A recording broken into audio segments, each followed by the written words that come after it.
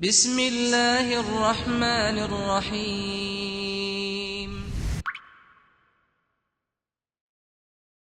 The Quraysh, up until the prophethood of Rasulullah sallallahu alaihi wasallam, had a claim that they had jiwar. Okay, so they protected each other. They had principles and rules for trade and business and protecting. They had hilf al-fudul. They said, well, we'll give people back their rights. They presented themselves as just, upright, a safe haven, men of peace, men of justice. And the Arabs believed them. The reason why they put these principles in place, because it worked in their favor. When Rasulullah ﷺ started calling to Islam and they began getting attacked, Quraysh started breaking their own rules. They started attacking their own just because a person says, Allah is my God. And they started breaking their own rules. What that did is it prepared the ground for a lot of people to come to Islam and actually, at minimum, respect Rasulullah ﷺ. Alhamdulillahi Rabbil Alameen. Salatu wassalamu ala Sayyidina Muhammad wa ala alihi wa sahbihi ajma'in. Dear brothers and sisters, welcome back to the last session of the whole day. We ask Allah subhanahu wa ta'ala that He accepts our efforts in trying to educate this ummah from all different aspects of what is taking place in Gaza and in general the affairs of the ummah as a responsibility to this ummah. Inshallah, now we will have Sheikh Mazin, Abdul Adhim. Many of you know him. He has been on many different podcast shows, member of Hizb al-Tahrir for 23 years. He's a student of Al-Azhar and the faculty of Sharia. Has given talks all around the world and has a well-known presence on social media. Inshallah, the topics that we want to address, inshallah, the Sheikh will address, will be the trend of trust in principled Muslims today. Rulers of today, Muslims and non-Muslim, have proven themselves, the reality of the rulers today in general, and why and who has the right to take the ummah to the right direction. What does it mean to trust, and who should we trust? Inshallah, we will welcome Ustadh Mazin.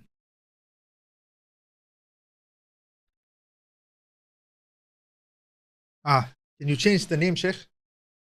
Jazakallah khair. Ustadh Mazin, can you hear me? Oh, okay. Yes, I can hear you. MashaAllah, tabarakallah. First of all, welcome to Islamic Oasis Live, Sheikh. This is your second time on this show. And it's always an honor to have you and to discuss with you the affairs of the Ummah. Especially this, you're the third, I think, the scholar on this show today.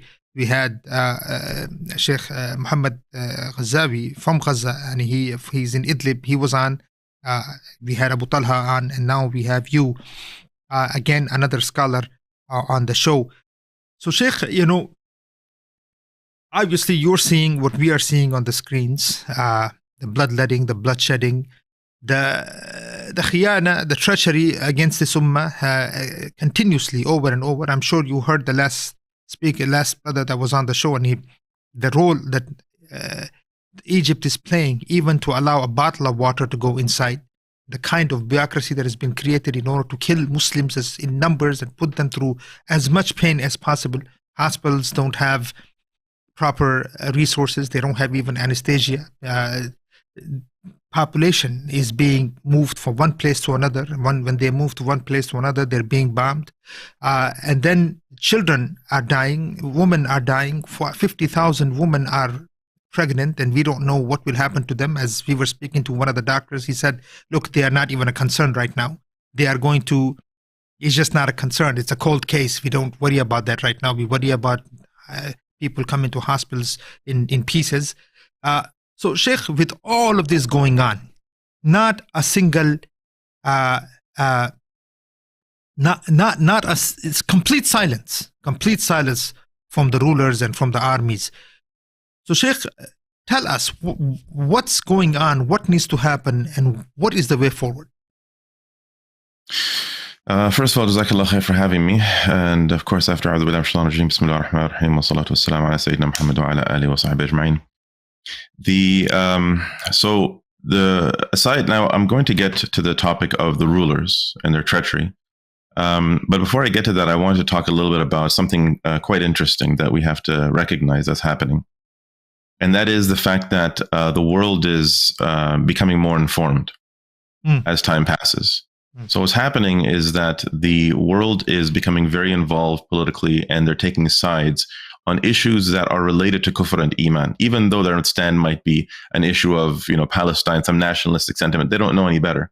But what they're doing is they're actually taking a stand on what is right and what is wrong. And Allah Azza wa Jalla knows what's in the hearts. So Allahu Alam, if Allah Azza wa Jalla is testing the world on the purity of their hearts. Because I've been watching, and I've mentioned this in a lot of my videos, that what I try to do is I try to adjust the algorithm on my social media to search for things that people on the other side will search for. So I'll search for, attacks on Israel, injustice, terrorist, Hamas, these sorts of things, and it'll adjust the algorithm to make it to bring me the news that they're getting. Because a lot of times, we obviously watch what they kind of put us in a bubble. You see that everything just supports what you say, and then you get the feeling that that basically this is all there is in terms of news. But there is much more that's actually going on. So what I noticed is the news on the other side is actually quite unique. What we see on the other side is one second, just going to adjust something here. What we see on the other side is the news on the other side is very, very different than the type of news that we have on our side. I was expecting that I would see a lot more bombing over there, and women being hurt and children being hurt and so on. But the news that's on the Muslim side is very, very clearly an oppression going on. While the news on their side, it's all people talking about their feelings and their experiences, and people making statements, and influencers talking.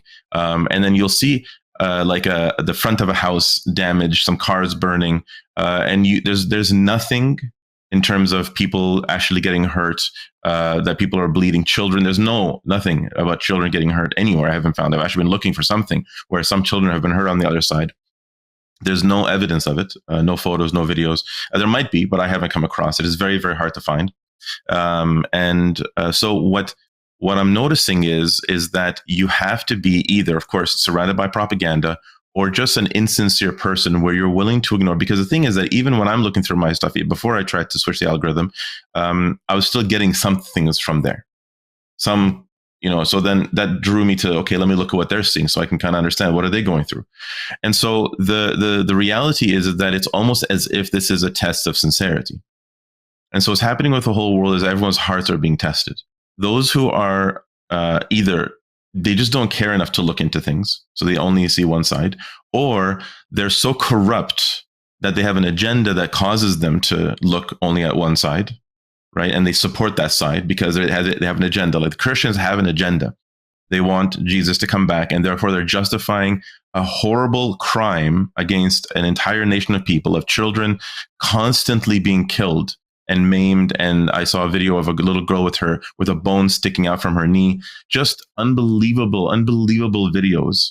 And these Christians will comment on my videos, still supporting the Zionists, despite the fact that I know that they saw the video. Right? So that is pure corruption of the heart. That means they actually think that God would support this, that it's okay to just kill children and massacre people and bomb them. So it's a test of people's hearts. A sincere heart will start saying, how could God allow this? How could my religion call me to do this? And that's what's happening with a lot of people. A lot of Jews are doing this. A lot of Christians they're stepping back. Evangelicals are stepping back, and they're saying, how can I possibly support this? I can't. Either this is the wrong religion, or it's been changed, or there's something wrong with God. So a lot of people, of course, they're questioning God, of course. So the interesting thing is that the world, with every disaster and every event, the world wakes up more and more. And what's also interesting is that it's building support for the Muslims in many different ways. So first of all, of course, it builds sympathy. Now, of course, sympathy also builds respect. It depends on your stand. So the Muslim Ummah is the only Ummah in the world, as far as I've ever seen, that gets stronger the more you oppress them. If this were anybody else, as far as I know, and I'm making a big assumption here, but again, I've been carrying that for 24 years, I can't think of an example where the people who would have been oppressed in this type of oppression would have been so resilient and so content. You look at the videos, and as much as they're crying and so on, they're still saying Alhamdulillah. They're still content that their children die shuhada. They still trust Allah Azza wa Jal. You don't find mass, why is God doing this to us? Or Hamas is a terrorist. Like, actually, that's another amazing thing. You don't even find people even questioning Hamas or Katab al-Qassam or any of the fighters. They don't say, you brought this upon us, and how you don't find anything like this. A woman is holding her 1-year-old child in her hands dead, and she doesn't complain about, why did you people bring this upon us? So the perspective that Muslims have, this principled stand that we have in our beliefs, is something that's very, very unique, and the world is starting to respect it. And the respect might not be, at its peak or anything like that, but is building towards a very important key point. And before I get to that key point, I want to give you a bit of an example of how this happened with Rasulullah sallallahu alaihi wasallam. The Quraysh, up until the prophethood of Rasulullah sallallahu alaihi wasallam, had a claim that they had jiwar. Okay, so they protected each other. They had principles and rules for trade and business and protecting. They had hilf al-fudul. They said, well, we'll give people back their rights. They presented themselves as just, upright, a safe haven, men of peace, men of justice. And the Arabs believed them. The reason why they put these principles in place is because it worked in their favor. They were able to offer these things, and this brought them better business and more trust, and they were able to maintain control of the Kaaba. When Rasulullah ﷺ started calling to Islam and they began getting attacked, Quraysh started breaking their own rules. They started attacking their own just because a person says, Allah is my God. So because they started breaking their own international law, that's the law of Arabia and the law of Quraysh and the law of the United Nations of Quraysh. Really, that's really what they are, by the way. Quraysh was basically the United Nations. Like, they were a collective of nations, which is like tribes, by the way. Nation states are just very large tribes. The reason why we have such large tribes, like we have a president who's the head of the tribe, and then you have the councils that the tribe leader listens to. And the only reasons why the tribe is so massive, because we have cars and planes, and we're able to travel across the tribe in great distances, but you can't have a tribe where it's horses and camels and then travel these massive distances. So we just have very large tribes. So Quraysh was a collection, they were a collection of tribes, and they started breaking their own rules. What that did is it prepared the ground for a lot of people to come to Islam and actually, at minimum, respect Rasulullah sallallahu alaihi wasallam, even though they knew nothing about them. They started respecting the Muslims who were actually standing their ground on their beliefs. And today, the world is starting to notice that the Muslims are really people who stand their ground on their beliefs.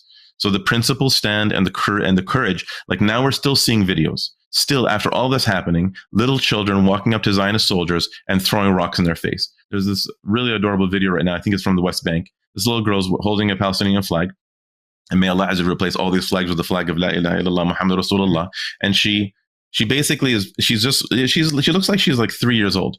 She's just looking for a rock, and she's just like, it's not even going 1/10 of the way. She's just flinging it over her shoulder and then getting another one and throwing it over here. She's trying to get it to them. And it's like 4 or 5 Zionist soldiers standing there. And, they're looking at it like, I don't know what they're thinking, but it's like, A, it's adorable, and B, it's terrifying.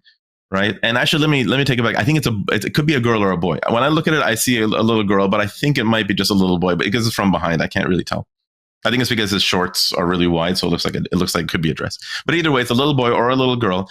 And the thing is that look how early the principal stand of courage comes from Muslims. You don't find any other children in the world doing this.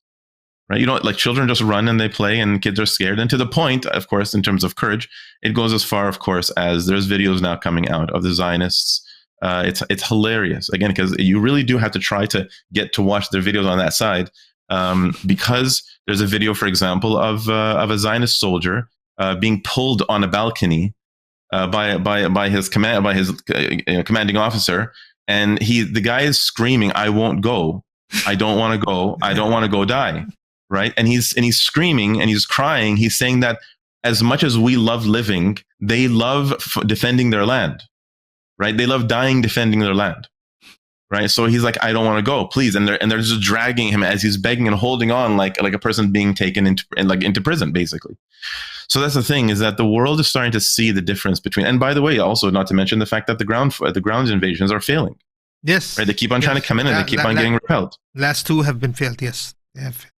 Exactly. And so it's because you can't invade without the men who are going to invade. And if your men are weak, even if you like, again, the bombs. The thing about bombs is that America knew this with the invasion of Iraq.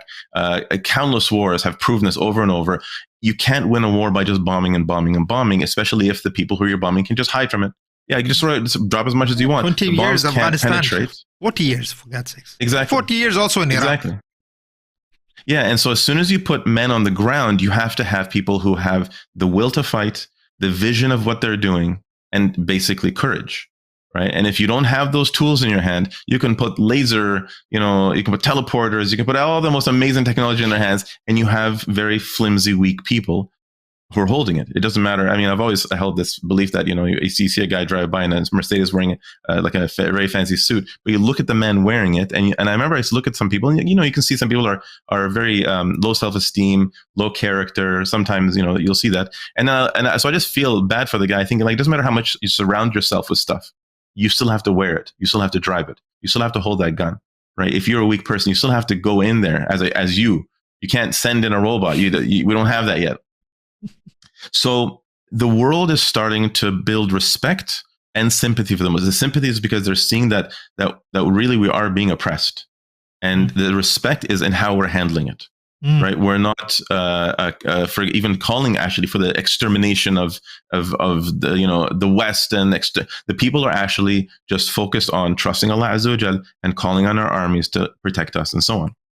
So I'll give one other example in terms of the what's happening. I noticed this really amazing trend in the world of MMA. I train in Muay Thai, and the gym that I go to, the theme is the Muslims are like the stars of the place. When I went there, when Muslims join, when Muslims join these MMA places, we're the most respected people there.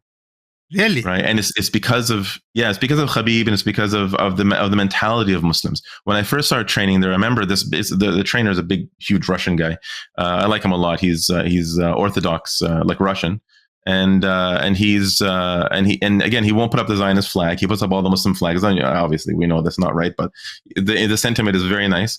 And we talk a lot about, so the thing that he admires about Muslims is that we don't fight for, like, we don't come and train or to be tough or to win tournaments. We train because it's a part of our view of the world, is that there are people who are oppressing us, and we fight for the sake of Allah Azza wa Jal. So it's a very highest moral standard that we actually stand up for. So when they see Khabib and they see his moral stand on things, Joe Rogan recently actually commented on that. I just saw it about a week ago. I think it was about a week ago that he had this program. Beautiful comment. He said, when I look at Khabib, and the guy is from Dagestan, and his brothers, especially his family, he said these people were raised to be very principled as Muslims. And so when I look at the way that they fight and how much they win, when they win, it's not purely their technique. There's something more. It's almost as if God has a plan for them. Right. So he's pointing out that, and he talks more about it. He says that basically, like, you see the way they respect their parents, the way that he quit. No, I saw the video. Yes, now I know what you're talking. Yes. Right, about how and his the way, father, I guess, the teachers always sit in the front seat. They never allow. Doesn't matter. Yes, I remember. His older brother. His older brother talks, then he stops talking. Yes. So there's principles that and this is everywhere. Like right now, when I go out, my oldest son Amar, he's always just in the front. And if anybody complains, he's your older brother, even though the difference between the Amar and Abdurrahman is only 3 months. And then the youngest one is always in the very, very back. And they just get in the car exactly according to their age, because they understand this concept of you respect your elder, even if he's a month or two older than you. And then you see the structure that they have and the view that they have and so on. So the world is noticing that when you have a principled Muslim who's dedicated to their beliefs, they're a unique personality, right? And this brings me to the point of Muslims are because we've, like, as Hizb ut-Tahrir for decades now, we've always pointed out that Islam is the alternative for the Western way of life. The Western way of life is very corrupt. It leads to, they can't figure out how to solve racism. They have no idea. They're trying to still figure out male or female issues, akhi. Well, no, yeah. So that's the thing. That's the next one. So it's getting worse, actually. So it's not like they're progressing and figuring things out more. It's getting to the point where blatantly obvious biological facts are no longer clear to them.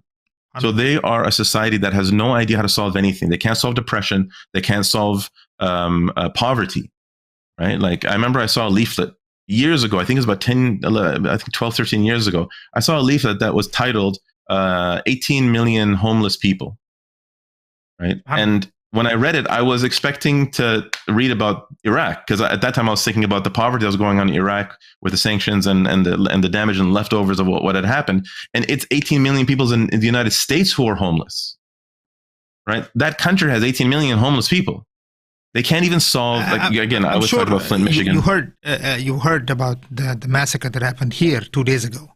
18 people killed, almost 50 people were injured. This is in Maine, United States, very close to Washington, the state of Maine. This just happened 2 or 3 days ago, and so people have it's not, look, you didn't even hear it, which means it's just regular news. I mean, it was crazy. They couldn't find the person, the guy, for over 2 or 3 days. He's ex-military, or he's actually reserves. He killed 18 people and he injured 50 people, Sheikh. And the people are saying, look, even when the commentators are talking about this, they're saying even for the United States, this number is big, meaning mass shootings happen all the time here. It's just this was a bit bigger than.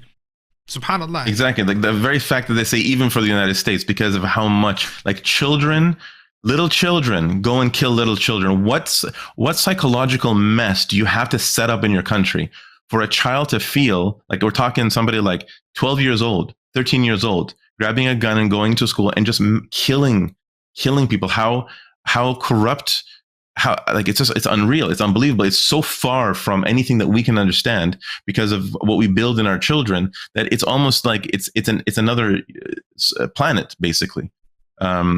So not only have we spoken in great length about how the Western way of life is a complete failure and has led to destruction, not only of their own societies, but they've completely annihilated other people's societies with their systems. Their system leads to the poverty of other nations because it's a colonialist system. They have no other way of spreading. They can't just go. You'll never find America go to Iraq and Baghdad becomes the capital.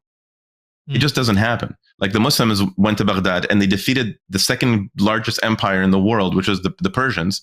And then they became our scholars and they became our capital, right? You look at Bukhara, you look at all these things past that point, and all these great scholars come from that land. And so they became our leaders, that they loved and adopted Islam so well. So aside from the way of life topic, there's a new topic that people are starting to notice, and I hope that more and more people start talking about it, which is that these rulers themselves have proven themselves to be unacceptable in positions of ruling. The Zionists have proven themselves. So even if we were to not talk about the fact that in Islam, so for example, one of the hukum in Islam is that once a land is ruled by the Khilafah, at some point in history, that land must remain under Muslim rule for the rest of time. There's a hadith that says whoever gives away an inch, basically, of Muslim lands will receive an equal inch of the fire of Jahannam. Yes. So we are not allowed to let go of any land that we have ever ruled over. And so but aside from the hukum, and aside from any arguments about right to return and who was there first, we can put all these aside for a moment. Just analyzing the Zionist ruling, the rulers and how they've managed society, they've proven themselves to be extremely unjust people. SubhanAllah. Very hateful and damaging and destructive to their very position of ruling. Exactly. So, and America has proven this. Yeah. Exactly. Like if you look at what America did to Iraq, they went to Iraq to quote unquote liberate. They completely annihilated, to the point that I can't even visit my home country. Basically, I can't go to Iraq in most cases. It's just so dangerous there. Now, of course, I can go to certain parts. I can go to Erbil. You're from Baghdad. You're from Iraq. Yeah, Mosul. Yes, Mosul and Baghdad. Yeah, and so when they went to Afghanistan, when they went to Vietnam, like every country they go to, they either annihilate the economy or annihilate the economy and turn everyone into prostitutes.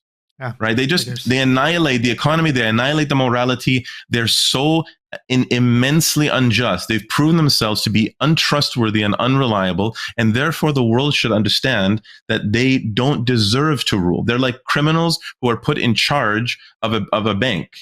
They're just thieves, and they're constantly stealing, and they're killing clients. And the world should just say, okay, well, obviously these guys don't deserve to. Okay, look, we're not going to execute them all, for example, like because they've committed all these crimes in the bank. And let's say we make them serve a sentence. What do we do with them after? They have the name for they have a name for that. Criminals in charge for the bank. I think they call it IMF. But go on. Yeah.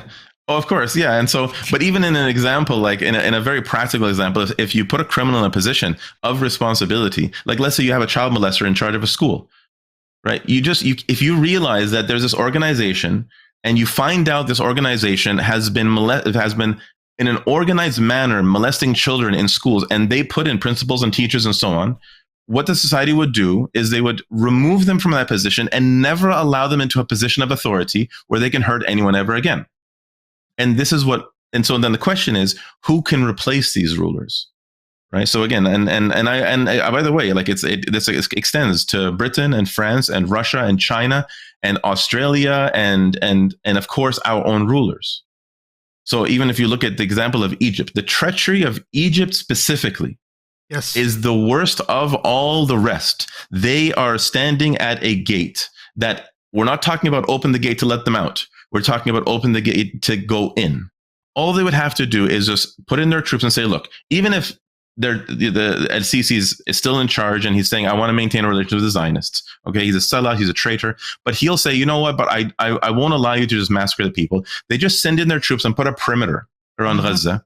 And they say, if you bomb Gaza, you're now declaring war on Egypt, and you're not allowed to send in your troops. We're going to find a way to calm this whole thing. We will stop Hamas from attacking you, whatever. And you can see, even if it was a treacherous way of doing it, they could easily protect the people.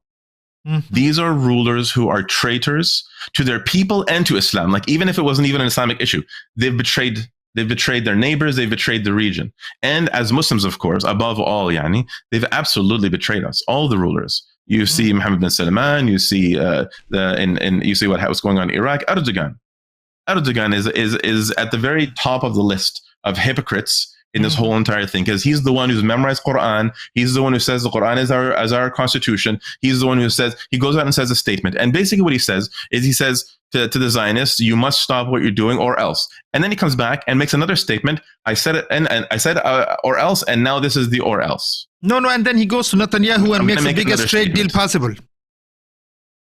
Yeah. And so the point is that it's just the most, imagine the biggest business deals are with Erdogan. Yes.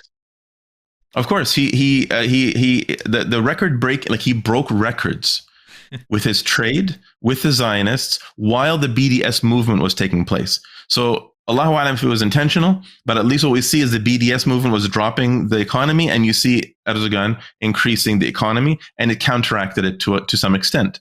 So you see the treachery of these liars and these hypocrites. So aside from like I said, the Shari'i issue immediately makes it obvious. They don't rule with Islam. They've allied with the kuffar. They've killed Muslims. They spread nationalism. They divide the ummah. Obviously, they don't belong and need to be removed.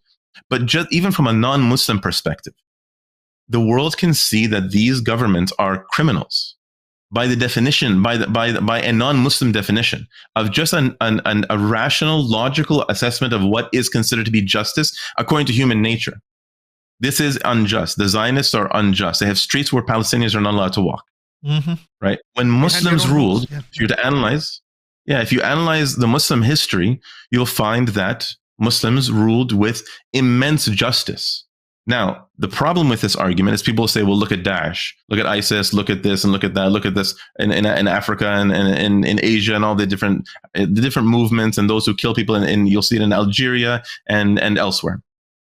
The thing that people have to understand is just ask yourself the simple question: did these movements happen in the paradigm of colonialism or under a completely true independent Islamic rule that Muslims agreed with? Muslims united under. So the Muslims agreed with and united under the Khilafah, the Umayyad Khilafah, the Abbasi Khilafah, and the Uthmani Khilafah.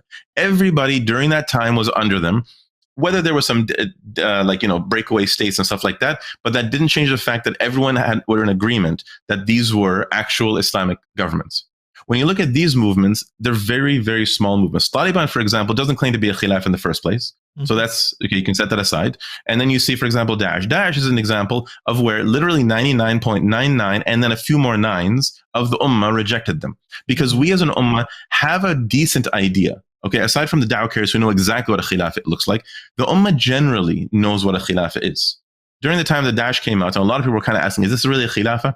I remember the conversations I was having with people is that they kind of knew that it wasn't, but they couldn't figure out exactly why. There was something missing, but they couldn't figure out why. And then, of course, the conversation would continue. They find out, A, they're not even a state in the first place. They can't protect their skies. They don't have a control over certain elements of their system. And of course, they're not a khilafah because they didn't implement all of Islam. And they were, of course, they killed more Muslims than they did anything else. They were there to go and save Bashar, basically. Wallahu a'lam. But the point is that when you look at these sorts of movements, you can't judge what Muslims do in a situation where we've been infiltrated on every single level. All of our governments, we've been infiltrated top to bottom. So if you want to judge Muslims on how we are as an independent state, you have to go when we were provably independent, which is from the time of Rasulullah ﷺ until the fall of the Khilafah in 1924. After that, everybody knows that we became infiltrated because Britain entered our lands, put rulers over us that they hired, and they put armies over us that they controlled. They put in, usually in the beginning, they would put their own officers in the leadership positions until they trained people enough that they knew this person was a traitor to his people and that they could control him and he would obey. And that's basically since then. And if a militia comes up, in most cases, we found that this militia was coming in order to serve some sort of an interest that the West had in that particular region. And it happened over and over and over again. We saw almost every single time there was an attack, it just fed exactly into the American plan or the British plan or the French plan in that region. And so it's important to recognize, again, for the non-Muslims and for the Muslims to recognize that we can't judge what Muslim rule looks like by what the colonialists have done when they infiltrated Muslim organizations. Rather, we have to judge what Islam looks like under a khilafah and know that the Prophet ﷺ told us that the khilafah will return. There's a hadith that I'm sure all of us have heard hundreds of times, but for those who haven't heard it, the Prophet ﷺ starts by saying, "Takunu fikum an-nubuwwa ma sha Allah an takun." Prophethood will rule over you for however long as Allah wills for it to rule. Then Allah will remove whenever He wills to remove it. ثم تكون خلافة على منهج نبوة. And it's important to hear that wording. ثم تكون خلافة على منهج نبوة. Those specific words. Then there will be a khilafah on the path of prophethood. And then he said it'll stay for as long as Allah wills, and Allah will remove it when He wills to remove it. ثم تكون ملكا عاضا. Then it will be عاضا أو عضوضا. Basically, it's referring to those who bite down on the throne as if it's theirs. Okay, so they hold it within their families. Basically, this is the Umayyads, the Abbasis, and so on. Yeah, they held it within their families, and they treated it as if the position of ruling belonged to them. They bit down on it, and they would only give it to the next guy who they'd say, okay, now you bite down on it, and it would continue. Then he said that will last for as long as Allah wills, and then it'll go when Allah wills it to be lifted. And then he said, ثم تكون ملكا جبريا, and it's oppressive, tyrannical, forceful rule, right? Which is what we're living in today. And that'll last for as long as Allah wills it to last. And then he finished it. And that's why when I said that first example of ثم تكون خلافة, he used the literal exact word for word description that he described the khilafah of Abu Bakr, Umar, Uthman, Ali, and Al-Hasan. And he said, ثم تكون خلافة على منهج نبوة. Then there will be a khilafah on the path of prophethood using the exact same wording, which means that the khilafah, like the khilafah of Abu Bakr, is going to return. So this is the next khilafah. So as we Muslims are working towards, so therefore, even if a non-Muslim is trying to analyze what are Muslims going to be if they actually ever really, truly return to actual independent rule and not have traitors running it or betraying them within it, it'll look like the khilafah of Abu Bakr. If anyone looks at the khilafah of Abu Bakr, Umar, Uthman, and Ali and sees it as just, this is what's going to return. And of course, we all Muslims, we know that it was just, and non-Muslims look at it and they know that it was just. Muslims, Christians, Jews, they all lived peacefully and in security and in safety. Muslims always treated them as respected citizens. Rasulullah said, "Man adani faqad adani." Whoever hurts a non-Muslim citizen within the states, it's as if he's hurted me personally directly. And that's why we're so scared of being unjust to anybody under our state, because everyone belongs. And there's another concept to this as well, which is for us as Muslims, we don't see it as Muslims and Jews. Even though in society there are ahkam for the Jews, like Muslims have to pay zakah, Jews have to pay jizya, there's different rules for different people. But what we Muslims see it as is Allah Azza wa Jalla created them and we're responsible for taking care of them. That is what we Muslims are doing actually as rulers. That's why Umar al-Khattab was terrified of even an animal tripping over a hazard that he could have removed from the path so that animals can walk without hazards in their way, right? So the Muslims were always afraid of hurting even the animals. And so the human beings were much, much higher. And there's lots of examples, like Ali radiallahu anh, while he was Khalifa, had to go to court against a Jew, and the Jew won. Mm-hmm. Yeah. Right? Like, imagine going to court with Al-Sisi or Mohammed bin Salman. Go to court with Mohammed bin Salman in Saudi, and just guess what the outcome is going to be. Right? A, you're not going to court. You're going to be killed probably before you even get there. If you ever manage to get there somehow by some magic, you're going to lose. It's just guaranteed. Ali radiallahu anhu was the ruler over the greatest power in the world. He was the superpower, number one superpower in the world. And he would go to court and he would fight things out, and he lost. I think it's because he didn't have enough evidence to prove his point. So the world is now, even if the world isn't in some big grand way, we Muslims must understand that this is our next task, which is we as Muslims have to recognize these situations in Gaza. It's a point. It's not just an opportunity. It's a point in history that the world must look at and recognize what's really happening, which is that these governments are proving to the masses that they are not good rulers. Rulers are the best of the people. The world seems to think that rulers are the most manipulative of the people. But the reality is that who would you want to lead anything in your life? Like, if I had somebody who I want to run my business, to lead my business, I want to run my business. So if I'm going to have somebody run my business for me, he'd better be the best person that I can find. Not the most criminal person that I can find and say, oh, well, leadership is just criminal. All business leaders, you see all these businessmen, they're all manipulative, scumbags. I'm just going to hire a manipulative scumbag and put him in charge of my business. Nobody would do that. Or I'm going to put my children in the hands of somebody who's a criminal. Or I'm going to put any organization, your organization. Imagine saying, I'm going to put the guy in charge of my organization, charity coming in, uncounted amounts of money going through bank accounts, and you have to sit and count it all and then put the record in place and so on. And they could take whatever they want. You don't bring the worst of people and say, oh, well, that's what what is it? Nonprofits, it's just the way things are. The nonprofits are led by these types of people. You don't say that the management of the humans of society is by design given to evil people. The evil people must not be allowed to ever reach those positions. But if Muslims aren't active in controlling those positions, then it'll go in those hands, because those hands are the ones who want that position, because that's where all the power and the money is. Right? They enjoy the feeling of power, getting in and people opening up cars for them and taking pictures of them, making statements, even though their skulls are maybe have 15 brain cells bouncing around. These people, when you talk to them, by the way, lots of times, by the way, there's one thing I even tell some brothers when we're sitting and they're talking about the rulers as if they're like something. You just ask them, pick a ruler, any ruler, sit him with us, and let's just have a conversation. Guaranteed, they will not seem very smart.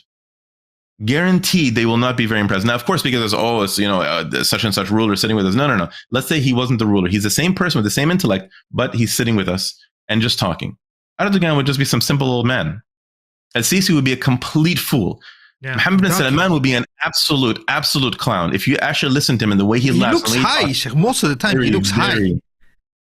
Yeah, like he's got a laugh of a fool. A person who's got looks like he's always on drugs or something. Yeah, and basically he is the definition of a tafih, right? Like Rasulullah, when he talked about the Ruwaybidah, right? The Sahaba said, who's a Ruwaybidah? He said, Al-tafih يتكلم في أمور العامة, right? He's a tafih. Now, tafih is something I've always found difficult to describe in English. A person who's tafih, it has to do with like the lightness of intellect, like lacking in intellect, lacking in depth, lacking in respectability. Like a person who's kind of like, sometimes when you talk to certain people, you can tell they're like a tafih. Like you don't really have depth, do you? You just like, no matter how much you explain stuff, no matter how much they experience in the world, they just don't really get it. They're just kind of empty, and they always think in a very shallow way. They have come up with really, really silly conclusions, and they're not very respectable people. That's Mohammed bin Salman. Mohammed bin Salman is riding on the coattails of advisors. They're giving him this advice, and we should do this, and we should advise. All the people who are building Noam and all these different plans of his and so on, it's people from the West, and it's these genius engineers and all these smart people surrounding him, but he's a Ruwaybidah in the middle of them. So for us as Muslims, we have to recognize that the greatest of mankind exists among us. The greatest leaders in the world today are among us. Only us. Not because we human beings are great, but because Islam makes us great. Umar radiallahu anhu said, نحن قوم أعزنا الله بالإسلام. Look at Umar. What was he before Islam? He was wise, he was smart, but he was nothing. And he would have remained nothing in history. History would have never known who he was. Nobody would have ever cared about anything that he ever did or said. These little meetings that they had in Dar al-Nadwa, he was very wise compared to them, but he was nothing in the grand scheme of the world. Islam made him into one of the top 10 greatest human beings that ever lived, right? And so, of course, after the prophets, he was made great by Islam. And today there are a huge number. I would be willing even to say hundreds of thousands, maybe tens of thousands, but hundreds of thousands. The reason why I'm conservative with the number, the Ummah doesn't need hundreds of thousands of great leaders. The Ummah can be led by 100 or 50 great leaders that the Ummah trusts and they delegate. Then the whole Ummah would be able to unite under and become the most powerful Ummah in the world very, very easily, as long as the Ummah, including the armies, are willing to listen and obey. Just obey. And they're not obeying him because he's a great leader. They're obeying him because he is a great Muslim, because he's been made great by Islam. And they can see that and they trust that. They trust his judgment as a person who's guided by Allah Azza wa Jal. It doesn't take many people to do so. If you look at the Sahaba, by the way, how many great Sahaba can any one of us count? A dozen, couple dozen, maybe 3 dozen if you've studied. And they led the world. Right, so they destroyed the 2 greatest empires, and they were very long-lasting empires, and destroyed them in a very, very short amount of time. And not only destroyed them and took all their wealth, destroyed them, and the people, and so they were such great leaders, the people themselves rushed to Islam. They were so happy when Constantinople was opened, much later, of course, talking about it even under Muhammad al-Fatih. But every time the Muslims reached a new land, the people were relieved once they saw what Islam looks like as a ruling system. And inshallah, and the world, and of course we say inshallah for everything, the world will see it again because it's been promised, and we can see the good in the Ummah. So this, of course, brings us to the point of who can we trust among the Ummah. Now, of course, me being a member of Hizb ut-Tahrir, when I say Hizb ut-Tahrir, people are like, oh, we're just promoting your group. And that's not actually what it is. And I'll prove it to you. So this is something actually I thought of just a couple of days ago. And it just was something that, because I've been thinking to myself, the problem with the Ummah today is, let's say none of us are with Hizb ut-Tahrir and we're looking at history and Hizb ut-Tahrir exists. The problem is that if Hizb ut-Tahrir is the trustworthy leadership for the Ummah in the world today, to guide the Ummah on how to implement Islam and how to unify under Islam, because the Hizb understands these things, how can the Ummah know that the Hizb is this? Because everyone claims this. Every group says this. Ikhwan Muslimin said it, and all the different groups. And then they get into positions and they mess things up, or they compromise, and then everyone's like, okay, well, we've been disappointed again. So a really amazing thing dawned on me just a couple of days ago, and it was unrelated to this thinking. I just thought I remember thinking to myself, subhanallah al-azim, it's been 1,400 years that we've all been praying salah. And we haven't changed anything about it at all, literally at all.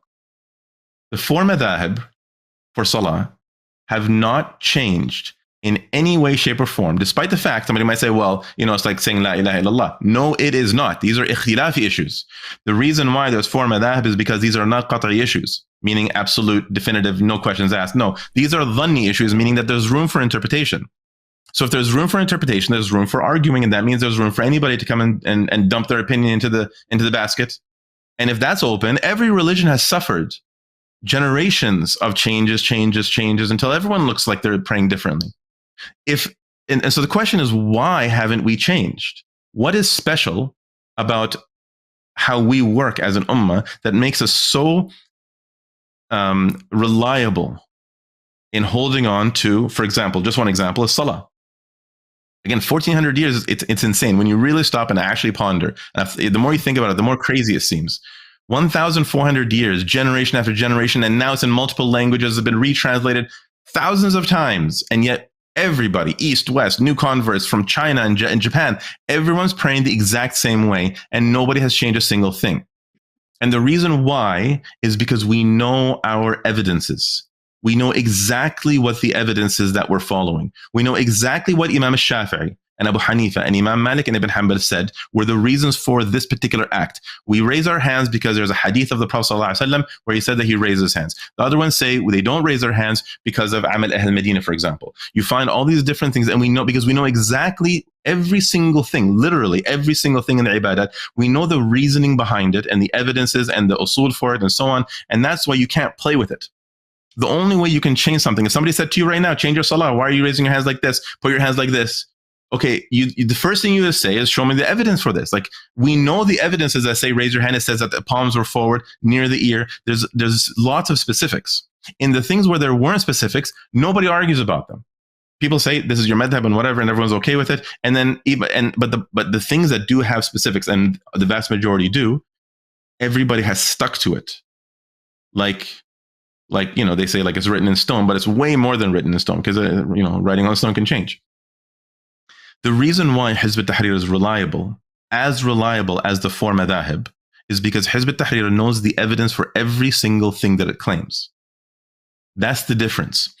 When I sat, and may Allah reward our brothers from Al-Ikhwan Muslimin immensely. Honestly, I do look at them as, because the hadith of the Prophet says, إِذَا حَكَمَ الْحَاكِمُ ثُمَّ اجْتَهَدَ فَأَصَابَ فَلَهُ أَجْرًا. If the person performs a ijtihad and reaches the right conclusion, you get 2 ajr. I mean, you get double the ajr on Yawm al-Qiyamah. It could be 2, it could be 2 mountains. And then the person who comes to the wrong conclusion, as long as they're referring to the Quran and Sunnah, they're trying their very best. And I know these brothers tried their very best. They get 1 ajr.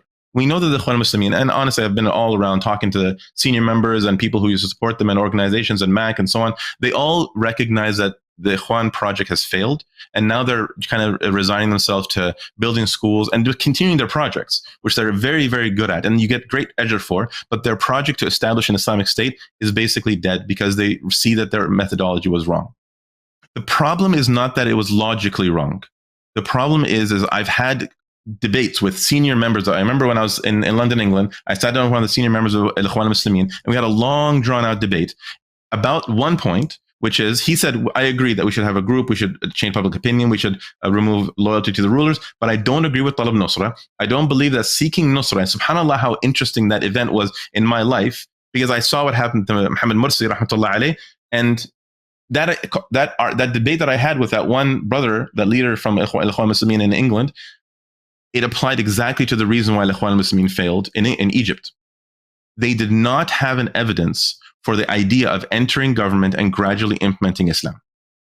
They did not have any evidence to say that we can go into positions of government without the loyalty of the army. So the debate that I had with the brother was seeking nusra, getting the unconditional loyalty from the armies is a requirement. I said it's a requirement. Hizb ut-Tahrir says it's a requirement because Rasulullah ﷺ rejected Bani Amr ibn Sa'sa'a, who said that they want a khilafah after him. He rejected the offer of Bani Shayban, who said that they can't fight the Persians. Mm-hmm. He said, "La yadkhulu hadha ad-din illa man ahata bi jawanibih." You will not be allowed to take over this position where you cover the areas of the deen unless you cover all of its sides, right? So we are forbidden from accepting the military support from anyone who puts conditions, because you're putting conditions on the deen of Allah Azza wa Jal.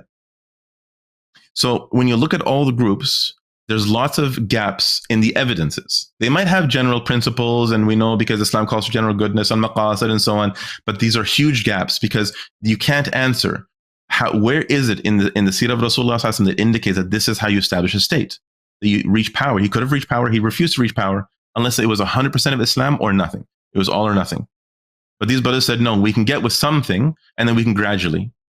So that's one of the problems with that methodology. It's not that it's just, it's not Hizb ut-Tahrir. The problem is that they don't know their evidences, right? They don't actually have evidences for a lot of what they say. And the other groups too. When they claim they have X, Y, and Z, or they're going to do X, Y, and Z, if you discuss with them, you'll find sometimes they have some pretty strong evidences. But then as you go further and further into the steps, there's a gap. And it's like, well, you're saying you need to go from here to here. How do you get there? And they say, well, because if we do 1, 2, and so hold on a second. That 1, 2, 3 that you just said, is that from you or is that from an evidence? Well, no, but it's logical and it makes sense, and maqasid again and darura, and it's like that's not knowing your evidences. And that's why the ummah has to learn about Hizb ut-Tahrir. And the reason why it's so important is because if it's true that Hizb ut-Tahrir actually understands the systems of Islam and understands the method to establish the Khilafah, all entirely based on clear, crystallized evidences from the Quran and Sunnah. We know exactly every single component that this is actually wahi. Then what happens is that means this is the answer. And that means what has to happen with the Muslim Ummah is the armies have to trust Hizb ut-Tahrir. The Ummah has to trust Hizb ut-Tahrir. We all have to trust each other and work together in order to unify. Because if the armies move, and Abu Talha mentioned this earlier, if the armies just move under the current rulers, it'll lead to even worse. It'll make things even worse. We've lost every single attempt in Palestine and elsewhere. Under their leadership, led to complete annihilation. We fought in Iraq under Saddam Hussein, annihilation. Every single thing that we've ever done under these rules led to the destruction of the Ummah. We ended up worse. And it's almost as if, of course, aside from the fact that we know they're traitors and we know that they're intentionally losing these battles in some cases. Well, Saddam Hussein, it was another story altogether. He was a British puppet, and that's another story altogether. But at the root of it all, Allah Azza wa Jal is not going to give us, well, only Allah knows, of course, but from what we've seen of Allah Azza wa Jal's promises and evidences of his victory, it would not be expected that Allah Azza wa Jal would give his victory to his enemies. Right? So I saw a post the other day where somebody said, if Erdogan and he mentioned one other person. There was a photo of Erdogan and I think Mohammed bin Salman, or either that or Assisi, but I think it was Mohammed bin Salman. If they united, they'd be able to liberate Palestine overnight. And really, the correct answer is if Egypt and Turkey, or just Turkey on its own, but Egypt and Turkey, like if you're to go with that photo, were to go into Palestine, they'd liberate it in a day. And it's 100% true. But the fact of the matter is that they're traitors. So how can such a great historical victory be given to such absolute sellout traitors? Right? This is very, it's one of the greatest moments in all of our history. If the existence of mankind were to be a book written by Allah Azza wa Jal, and in Jannah we're going to read through this book and maybe even be allowed to see visuals of how it is, or even be there when events happen, and we're to look in this chapter, there'll be a chapter of the liberation of Al-Quds, the first qibla of the believers, that Allah Azza wa Jal made the first qibla, and it just happened to be the most central issue that's drawing the whole ummah back to Islam and to political Islam. It's such a, like, if this same thing happened in Kashmir, it doesn't move the ummah the same. And it's not because of, though they're Arabs and these are non-Arabs, it's because this is our first qibla. This is Al-Quds. And the people of Gaza are considered to be Bayt al-Maqdis wa Aknaf Bayt al-Maqdis, in Al-Quds and around Al-Quds. Exactly. Right. So this, because it's in the Quran and so on. So that's the significance of this event. And so Allah Azza wa Jal made it our first qibla, and that draws the whole ummah. It just is like it's breathing life into us by seeing what's happening to the people there. And Allah Azza wa Jal is bringing disasters upon these people caused by the absence of a khilafah, absence of a trustworthy Muslim leadership, and the army is not moving. And in this chapter, does anybody in the right mind who has any understanding of Allah Azza wa Jal and Allah Azza's relationship with us and the relationship of the grandness of history that Allah Azza wa Jal controls, and you think that chapter is going to say a puppet traitor agent for the colonialists for his whole life just went and took the badge of honor for liberating that land? It has to be us. It has to be the best of us. Right? So the armies have to recognize they have to overthrow their rulers. They have to get rid of these rulers, because if they want to have a role in history like the Ansar, if they want to be the Ansar of today, they can. This is really the simplest thing. They just have to understand how true this statement is. They can 100% absolutely be the Ansar of this age, of our time. They can be in that book on Yawm al-Qiyamah. This story, the chapter says the liberation of Palestine, and these people's names are mentioned as the men and women, soldiers, whoever is going to end up going. These are the people who liberated Palestine, and they were the Ansar who brought back, Allahumma Ameen, who brought back who gave Nasr to the deen of Allah Azza wa Jal, exactly how the people of the Ansar gave Nasr to Rasulullah Sallallahu Alaihi Wasallam. There's no difference, by the way. The Ansar who gave it to Rasulullah Sallallahu Alaihi Wasallam, they didn't give it to Muhammad Sallallahu Alaihi Wasallam. They gave it to Islam. Right, so because when he passed away, Abu Bakr made the very clear statement: whoever worshipped, من كان يعبد محمد فمحمد قد مات. Right? Whoever used to worship Muhammad, Muhammad has died. ومن كان يعبد الله فإن الله حي لا يموت. Whoever worships Allah, Allah is alive and never dies. And so the Nasr is given to the deen of Allah Azza wa Jal. So these people have the opportunity. Now, of course, they have the fear of, well, what if I get up and it doesn't work? What, do you think that you won't be counted among the Ansar by trying? You know, there's a principle, a very well-known principle, agreed upon principle, which is called at-talabbus bil-fi'l. If you go, and there's a hadith, the Prophet ﷺ said, whoever makes his way, so you have to actually do the action. Whoever makes his way for Hajj, like prepares his preparation and moves on the path to go to Hajj with the full intention of achieving it and dies on the way, he gets a full, complete Hajj. So a person today in the army, anybody gets up and tries to become the Ansar, only Allah knows what the reward will be, but one would expect that they would be counted among the Ansar because they tried to be among the Ansar and they were stopped in the process of becoming the Ansar. This is the thing that the armies have to understand, is that could you imagine the feeling of frustration that you could have if Allah, the creator of the universe, who knows al-ghaib, would tell you he would have given it to you, but you didn't take it. And so he gave it to someone else. You could have had it. You could have had eternity with the badge of the Ansar, one of the greatest honors that any human being could ever possibly dream of. And you just didn't go and take it, even though it was a signal right in front of you. And instead, you remained loyal to people who are almost guaranteed Jahannam, and only Allah knows who will enter and exit Jahannam. These are traitors to Allah Azza wa Jal. They have betrayed every promise, every duty to Allah Azza wa Jal in this ummah, and you're protecting them. And that's why, yani, I've said this many times in this past while as we talk about what is going on. And the truth of the matter is that it's not the Zionists who are launching those rockets. All the videos that you see of all that dust, subhanAllah, like it's almost become like the symbol of what's happening. Little children caked in cement dust. Okay. And every single child covered in dust, every single child who's covered in blood, every single child who's dead in the arms of their parents, our rulers are the ones who launched those rockets. Because not only are they able to have stopped it, they are responsible. Allah Azza wa Jal has obligated upon them to stop it. And they just sit there and watch. And the armies are the ones who are complicit. They are the oppressors. And they have the opportunity of tawbah. I've heard lots of brothers send me messages saying that, oh, they're all kuffar and they're all this. No, they're not. The rulers are we look at them as a lost cause. If Allah guides them, alhamdulillah. But as far as our work is concerned, they are a lost cause. They have committed themselves so deeply into the treachery that they're in. But the soldiers, you can almost be 100% sure. Almost all of them. I don't know how to put a percentage on it, but I would almost be 100% sure that almost all of them, they feel exactly as you and I are feeling right now. They're as upset and they're as frustrated, but they can't do anything. I honestly sometimes try to visualize it, and I can almost see them going home and their mother looking at them with disappointment and their wife looking at them with disappointment, right? Like and of course they're going to say, like, what am I supposed to do? Like, I can't do anything. And it's true. That's how they really feel. But the important thing is that they're saying, I don't know what to do and I can't do anything. Instead of saying, it's not my problem. If they said it's not my problem, they're lost. We have to get them to come back to their deen in the very beginning, as if to make them care.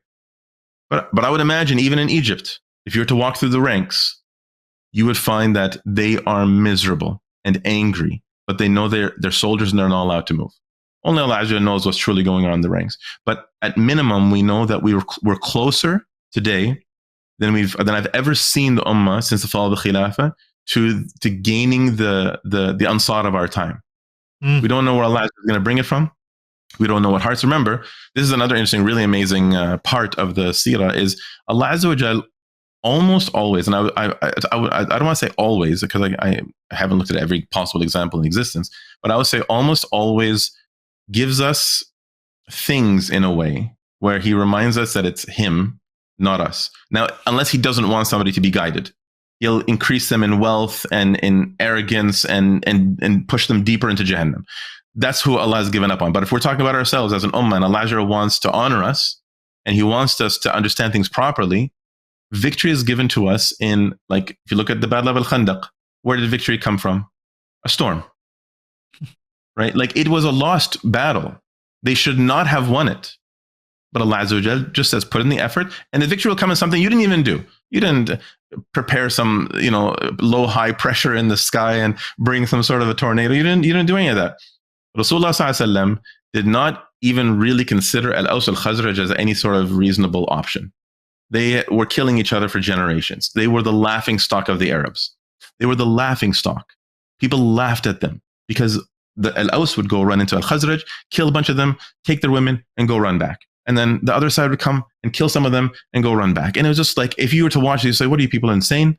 What's wrong with you? Why would you do this to each other? And it's over silly things. And I see it today. I've seen it in the Philippines, and I've seen it, all these tribal mentalities. They literally will go, Muslims will kill Muslims because somebody insulted him. And then now that he killed them for insulting him, they have to go and kill him because they killed him. And then it's just killing back and forth in this absolute brainless, completely empty-minded tribalism.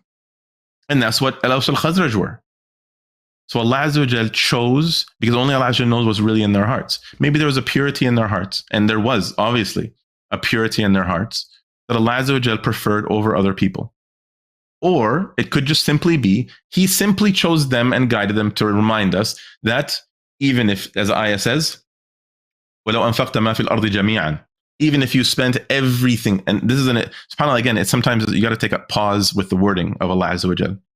Even if you spent literally every ounce of wealth that exists on the face of the earth, think about what you could do right now. If you right now, or let's say two of us right now, received literally all the wealth of the world, and then now we have all that wealth to start projects to unify the ummah.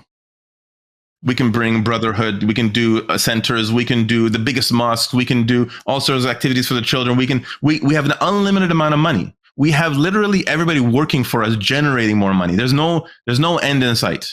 We would have, the Rasulullah, and it's Muhammad sallallahu alaihi wasallam, the greatest strategy thinking, greatest man to ever walk the face of the earth. If you, O Muhammad, were to have spent all the wealth of the world to unite Al-Aws al-Khazraj, you would have never been able to do so. But Allah brought their hearts together. Right? So that's the thing that we have to remember, is that Allah is the one who's going to choose. And for all we know, it's going to be very likely a surprise. Wallahu alam, of course. That it'll be, subhanallah, Allah gave it to us from here. Everyone will know Allah gave it to us from here. But our job is to put in the effort, to tell the ummah what needs to be done, and to remind the armies what needs to be done. And Allah is He's going to choose. So if you today, for the workers, for the da'wah carriers, everyone should be a da'wah carrier. Because if you are working towards this, work towards the khilafah, you get the ajr on Yawm al-Qiyamah. You actually go on Yawm al-Qiyamah as somebody who, and like I said, you will go as somebody who reestablished the khilafah, not as somebody who tried. Because it's like somebody going and trying to get the hajj and you die in the way. You work towards it. You will be one of the, inshallah, if Allah accepts it, you will be one of the people who reestablished, who brought back the deen of Islam when it was lost and abandoned by the world. And the army members who get up and try to do something and try to get everyone to wake up and say, let's just get up and work with the sincere da'wah carrier leaders who understand how to make it a khilafah. Let's all work together, give them our loyalty, and work as one ummah to liberate all the Muslim lands, actually, not just Philistine. And if it doesn't work, just like if I am trying and it doesn't work and I get arrested and killed or something, what greater honor can you possibly ask for in this day and age? Even think about that. Not to, of course, keep. I could go on for hours about this, but think about that. What could we possibly do today that could possibly be equal on Yawm al-Qiyamah to the honor of bringing back the deen of Allah Azza wa Jal when it was abandoned? Because the deen of Allah Azza wa Jal is abandoned, by the way. Yes, we pray salah and so on. That's secularism. Secularism says pray. Secularism says grow a beard. Secularism says eat halal meat. Secularism says wear your hijab. Even though France won't ever fight it, secularism says it's okay, wear your hijab. Secularism says build your masajid. Secularism says build your Islamic schools. It says you are not allowed, though, to implement this in law on society. So you're working towards bringing back the deen of Allah Azza wa Jal after that has been abandoned, which is the majority of Islam. The unity of the ummah, the ruling structure, the economic laws, the currency laws, border laws. How many people are not able to go to Mecca because Al Saud act like they own the land? It's Mecca and Medina. This belongs to the ummah. These are the cities of Rasulullah and the Sahaba. Who are you to rename the land after your filthy, treacherous family and ban us from going freely whenever we want? We have to get a visitor visa I think it's about $150. Right? I remember it was about 150, I think Canadian. I think it was about 100, something around 100 US. And when I went with like 7 of my family members, it was a shock when I got to the border. Most people can't afford to bring if they have a large family. That means you have to go on an Umrah visa, and then you're restricted with what you can do, and you have to leave very quickly afterwards. There's all these things that we see that the opportunities that are there for us as Muslims who can work for this and build an understanding of that we Muslims are, as Allah, and Allah wasn't untrue when he said, Kuntum khayra ummatin ukhrijat linnas. You are the best nation brought forth to mankind. And that's why I went through all these details, because if you look at these details, it's not just saying we're the best nation because we believe in Islam. We're the best nation brought forth to mankind because of our actions and behavior. We order the good and we forbid the evil. We forbid sitting and watching what's happening in Palestine. We order unifying under a khilafah. We call people to send money to the Muslims of Gaza, even though by any standard of the world today, aside from Islam, they're a foreign nation. If you heard of some people in China who are being oppressed by the Chinese government, do you find people in Europe going out in the millions, literally, and then donating in the tens of millions or hundreds of millions to go and help them and save them in province XYZ in China? And that's the thing, is that when we see what happens in Burma, when you see what happens with the Uyghurs, the whole ummah goes, we all come to life because somebody just stabbed my arm, and the whole body gets up in fever and sleeplessness. This ummah is truly the greatest ummah that exists in the world today. So we should be ruling, not because of a love for rule or a want for power. This is not what we do. History has proven we've never sought power. Every time Muslims have ever, when we defeated the Crusaders, the Crusaders, are they that much worse than the Zionists? When the Crusaders, and by the way, they were worse than the Zionists. When the Crusaders took Al-Quds, they executed every single man, woman, and child. Executed them. Their own books talk about how they would take babies and smash their heads against rocks. They could today say, well, the Zionists are just throwing the bombs. They're doing the same thing. But they say, well, throwing the bombs is indiscriminate. Sorry, it's not my fault. But if you're saying that they grabbed the babies by their feet and smashed their heads on the rocks and killed every single human living in that city that wasn't a Christian, that was significantly worse. By the way, I've seen the Zionists actually take huge rocks and breaking the bones of children. I'm sure you've seen that. Yes. I remember when I was living in Iraq, the news used to always start with that video. This was back in the 80s. It's a boy that was on a hill, 2 soldiers, one of them holding the boy, one of them holding his arm. Yeah. And they're smashing his arm with the rock. Like, these people are monsters. Exactly. How inhuman do you have to be to want to do that to a child? And they're calling us. It's sick enough. Exactly. And that's the whole thing about the world today, is that because sociopath criminals are ruling the world, they make their normal sociopathic criminality. They want that to be acceptable and normal. But when good people finally rule again, the world will kind of, it's not just be refreshed. They'll be shocked that this is what good ruling actually looks like. It's actually possible. And that's one of the thing I get asked the most is good, is sincere Islamic leadership even possible? Like, people have given up on goodness in this world. They've given up on sincerity in this world. So that's why we as an ummah have to talk more and prove that, yes, there are great leaders among us. There's great, sincere people among us. There's people who've dedicated and died in their lives just for carrying an idea. So this is the thing that we have to, and this is why, by the way, going back to the topic of Hizb ut-Tahrir, this is one of the things that over the years, so I've been with Hizb ut-Tahrir for about 24 years. And I've seen all sorts of things happen. Lots and lots of people joined. And when you first join with the Hizb, you start off as a student and so on. So what I notice is that one thing that happens a lot is after about 5, 7, up to about 10 years. So I've seen some big changes twice, because every 10 years or so, and then smaller, but the same type of thing every 5, 6, 7 years. What happens is that people start wanting to change things. Okay. And me being in a bit of a prominent position because of my social media presence, I get messages from all over the world. And the brother's like, okay, brother, like it's been so long and this is not happening. And what about this? And shouldn't we try this strategy and do this and change this and maybe the method and whatever? So people start discussing, should we rethink everything?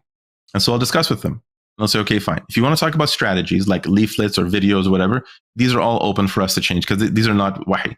This is what's called al-ra'i wal-harb al-makida, opinion, warfare, and strategy. So you can do these things. But the things related to the ahkam shar'iyya, you want to have a conversation with me, you come and talk about the evidences. There are no other evidences, not stronger evidence. There's no other evidences, right? So everybody who's come to the hizb and wanted to change things, the problem that we have is that we can't, even if we think that we want to, even if I say, you know what, maybe we should do X, Y, and Z, of course I wouldn't, but we can't because the evidences dictate. We're slaves to the evidences, like we're slaves to the salah. When I get up, it doesn't matter what goes on, what hajj, fasting in Ramadan. Same thing, like fasting, if the time changes and suddenly we're fasting 20 hours a day, the rules are the rules. You just do what the rules are. You don't get to change them just because something changes. And that's what it means to be a slave to Allah Azza wa Jal. And so this unchanging, this uncompromising, this rigidness is just because it's dedication to the hukum. And that's what the ummah has to trust. Jazakallah khair. Wallah, barakallah fiqh. This is a very detailed. So there was just one more thing before we end this program, Sheikh. I saw one of your talks. It was a reel. It seems like everybody was sharing it regarding encouraging the army members or soldiers to revolt.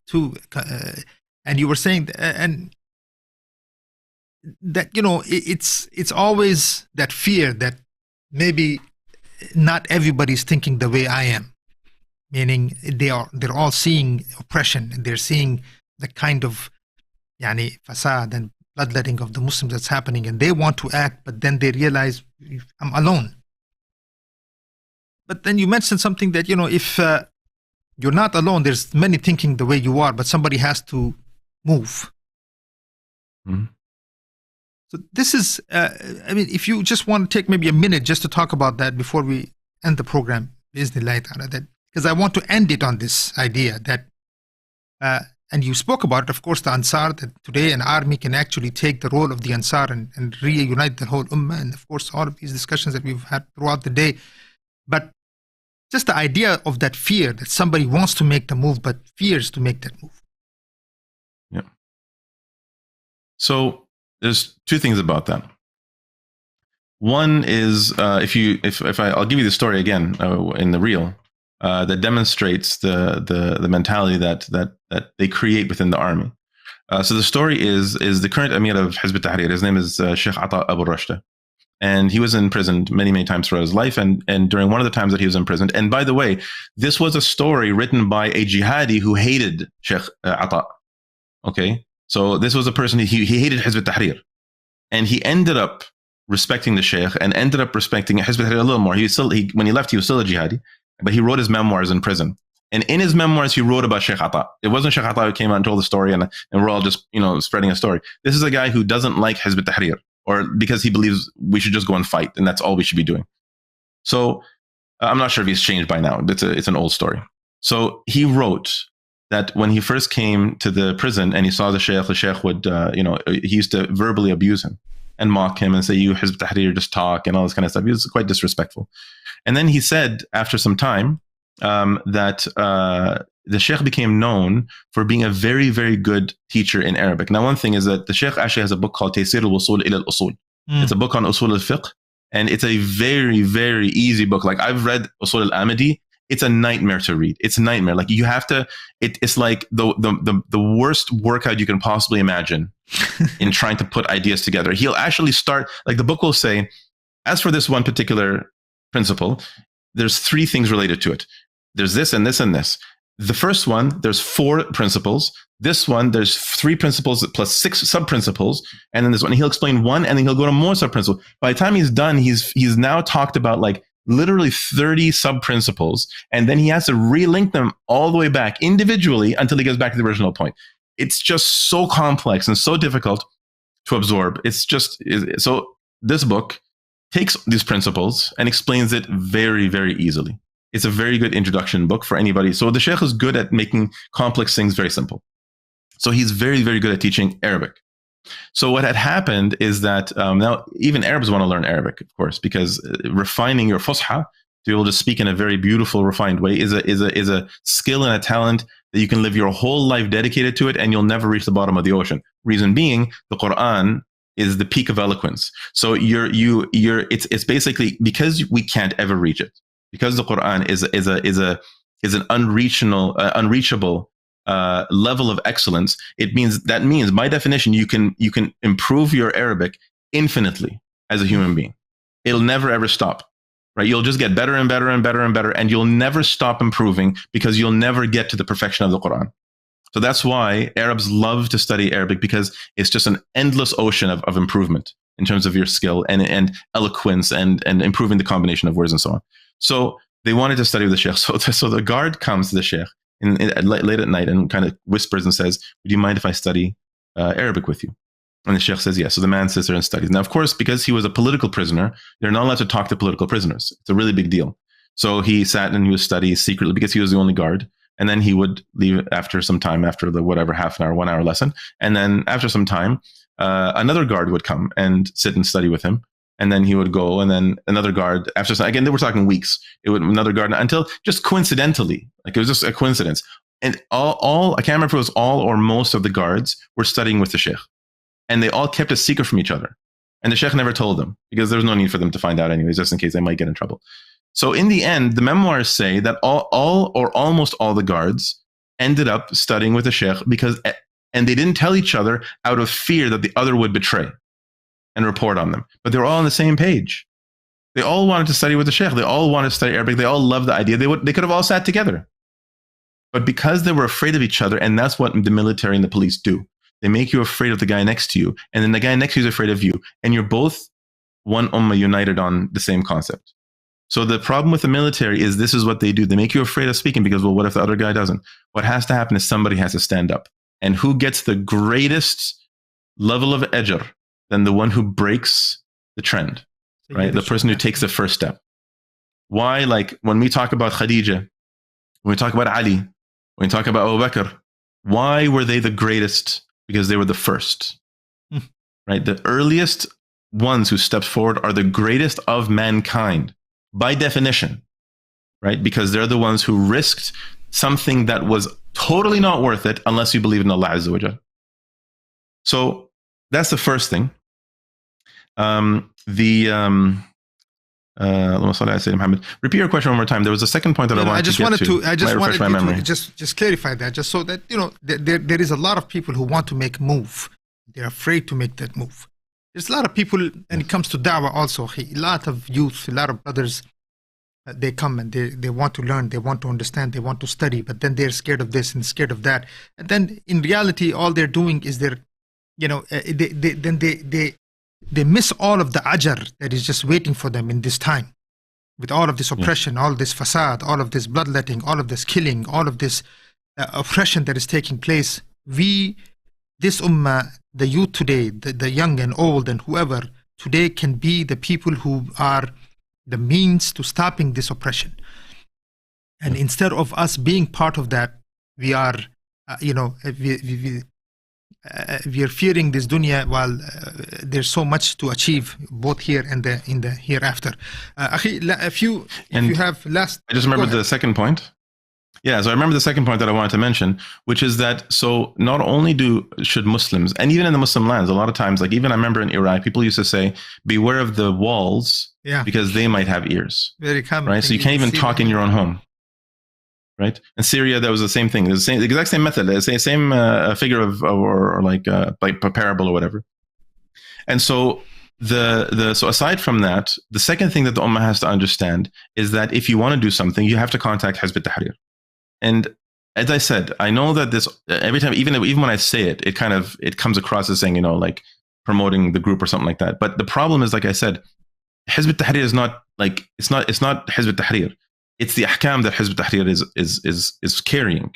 So you have to look at those ahkam. If you are convinced by them, then you go with that. And if you're not convinced by them, then there's just another group, and who cares?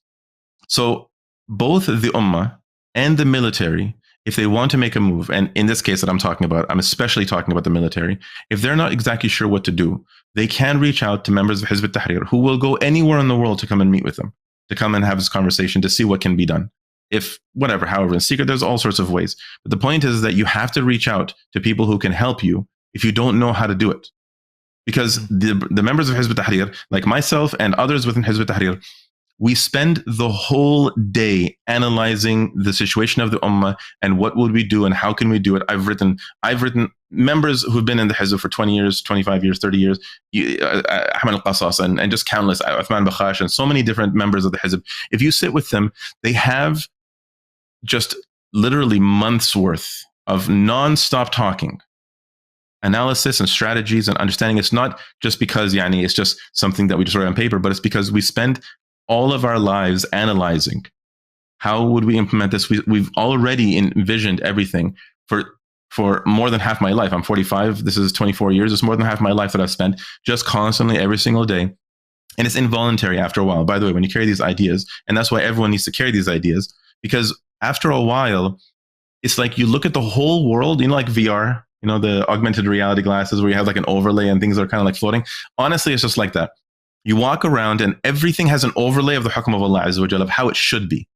I see currency, how it should be. I see insurance, I see how wrong it is and how it should be in a khilafah. I see stocks and I realize how destructive this is to the economy and how it should be. You see relations with people, you see depression, you see government actions, you see military things. It's a constant overlay of this is what it actually should be. And when you spend decades doing this, you start to understand what it's going to look like. And you become very experienced in solving societal problems. So the dawah carriers who've been constantly analyzing and visualizing and envisioning and always working on ways of solving problems of society, they already have decades of experience by analyzing, right? And so some people have said, oh, you've never been in a position of power. Well, that's true. I'm not going to be able to run like a water dam, for example, but I can delegate somebody responsible who's an engineer. Right? There's no problem with any one of us delegating responsibilities. So the Khalifa or the governor or whoever, they can delegate responsibilities to those who have expertise. What the people in charge have to have is an exceptional understanding of the application of all the systems of Islam. They of course have to have the sincerity that Allah is pleased with them. And especially in the beginning, you might get some less sincere people later on down the road, but the nasr of Allah Azza wa Jal, for it to be given, it's going to be one of the greatest honors that can be ever given to anybody in all of history other than being a Sahabi. I can't think of a greater honor that a person could possibly ask for than bringing back the deen of Allah Azza wa Jal without a prophet. Right? Like it's just, how can anybody want anything more than that? So there's people in this ummah who are able to answer these questions. So if anybody needs these answers, you reach out to those who know these answers. And then we, of course, obviously will and can work with our brothers in the armies to figure out a way that they would break free. And then they would understand exactly what the vision of the Khilafah would be and exactly what their role would be and exactly what steps and measures would take in order to achieve whatever it is that needs to be achieved at that point in time, depending on their strategic position. Wallahu a'lam. All right, Shaykhi, Jazakallah khair for, this is, may Allah subhanahu wa ta'ala make these discussions that we are having also means of reaching to those people who need to watch this, and may it become the means for victory for this ummah. And I never considered these discussions to be small. These discussions have, they reach people in places you cannot even imagine, subhanallah. And, And it's also another thing to have it from a scholar like yourself, which is also very important, because a lot of people question us sometimes and says, who are the scholars, who are this, who is this? And so even that is also important, that it is the scholars who are talking. It is the Muslim scholars who are giving us direction of how and what needs to be done, even though the majority scholars are still waiting for some miracle to happen.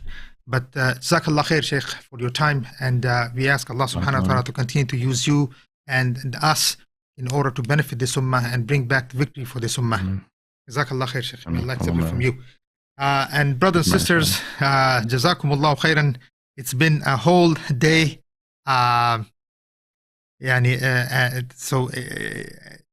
That you've been with us all day long. You've heard so many different people, from humanitarians to doctors to intellectuals to scholars. And hope, and I pray to Allah subhanahu wa ta'ala, number one, that Allah Azza wa Jalla accepts it from us. And number two, hopefully we were able to provide some guidance And for those who are watching, if you want to help from the humanitarian side, how you can help. You saw earlier this morning we had different brothers come on we have our contacts on the ground. We're working what we can in Gaza, and however way we can. We have access there. We have our teams there on many different types areas in Gaza. We had scholars come in and talk about everything else that, giving us the guidance that we need at this time, especially in this time. And then we ended up with Ustadh Mazin, who talked about the role of the military. And if anyone has questions, to contact the brothers, inshallah.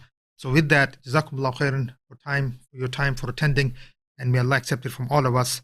Assalamu alaikum wa rahmatullahi ta'ala wa barakatuh.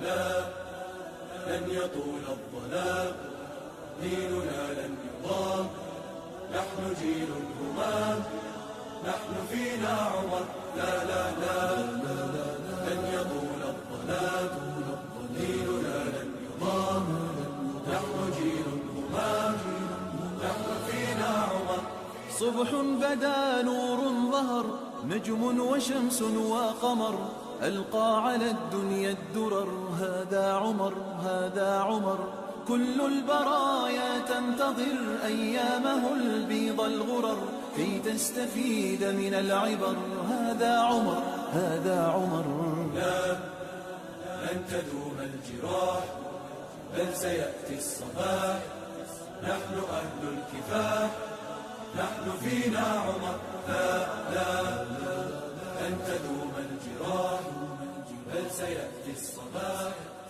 نحن أهل الكفاح